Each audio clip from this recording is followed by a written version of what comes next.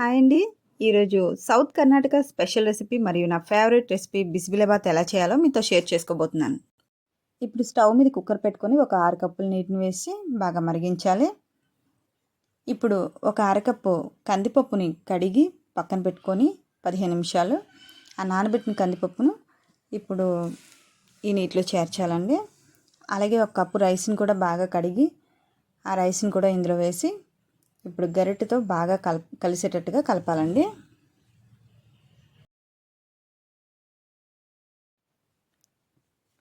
ఆనపకాయ ముక్కల్ని ఒక కప్ తీసుకోండి. అలాగే 5-6 బీన్స్ని కూడా తీసుకున్నాను. ఒక క్యారెట్, గ్రీన్ పీస్ కూడా ఒక అరకప్పు, పొటాటో ఒకటి కట్ చేసుకొని తగినంత సాల్ట్ వేసి మీ టేస్ట్కి తగినట్లు, అలాగే ఒక టీ స్పూన్ నెయ్యిని కూడా వేసి బాగా కలపాలండి. 3 విజిల్స్ వచ్చే వరకు కూడా హై ఫ్లేమ్లో ఉంచాలి. ఇప్పుడు వేరొక పాత్ర తీసుకొని 1/2 టీ స్పూన్ ఆయిల్లో ఒక 6-7 ఎండుమిర్చి తీసుకొని ఫ్రై చేసుకొని పక్కన పెట్టుకోవాలి. ఇప్పుడు అదే పాత్రలో ధనియాలు 1 టీ స్పూను, వేపిన శనగపప్పు 1 టీ స్పూను, 1 టీ స్పూన్ మినపప్పు, 1 టీ స్పూన్ జీలకర్ర, 3 ఇలాచి, 3 లవంగాలు, 1 ఇంచు దాల్చిన చెక్క వేసి బాగా ఫ్రై చేయాలండి. లైట్ బ్రౌన్ కలర్ వచ్చే వరకు కూడా. ఇప్పుడు ఇది కూడా పక్కన పెట్టుకొని ముందుగా తురిమిన 3 టీ స్పూన్ల కొబ్బరి, 1 టీ స్పూన్ గసగసాలను తీసుకొని డ్రై రోస్ట్ చేసుకోవాలండి చక్కగా ఒక 2 నిమిషాలు.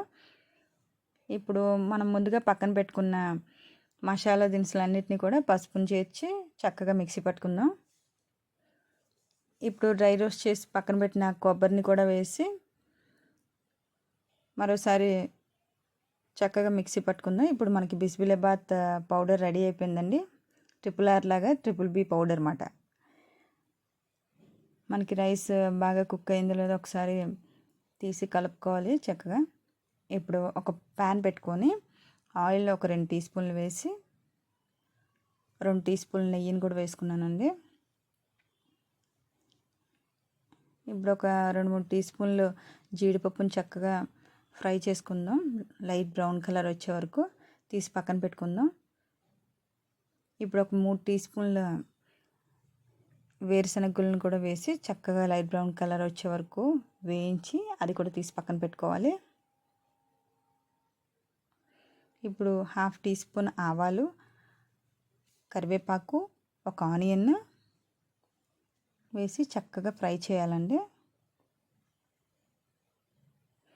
ఇప్పుడు క్యాప్సికము, టొమాటో వేసి చక్కగా ఫ్రై చేసుకోవాలి. ఇవే వేయాలని కాదు, మీ ఇంట్లో మీకు అవైలబుల్గా ఉన్న వెజిటబుల్స్ వేసుకోండి. సాల్ట్ తగినంత వేసుకొని మరొకసారి ఫ్రై చేసుకోండి.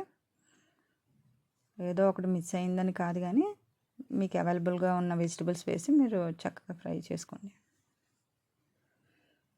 ఒక 2 ఇంచుల టామరిండ్ చింతపండు తీసుకొని చక్కగా కప్పు నీళ్ళతో గుజ్జుని చేసుకొని అలాగే కారాన్ని కూడా చేర్చి చక్కగా కలపాలండి. ఇప్పుడు ఒక 2 కప్పులు నీటిని వేసి మరిగించాలి. ఒక 5 మినిట్స్ వరకు మీడియం ఫ్లేమ్లో మరిగిస్తే సరిపోతుంది.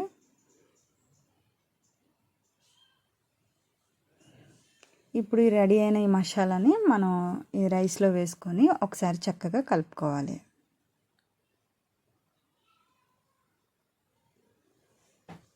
చూడండి, కన్సిస్టెన్సీ ఈ విధంగా ఉండాలి.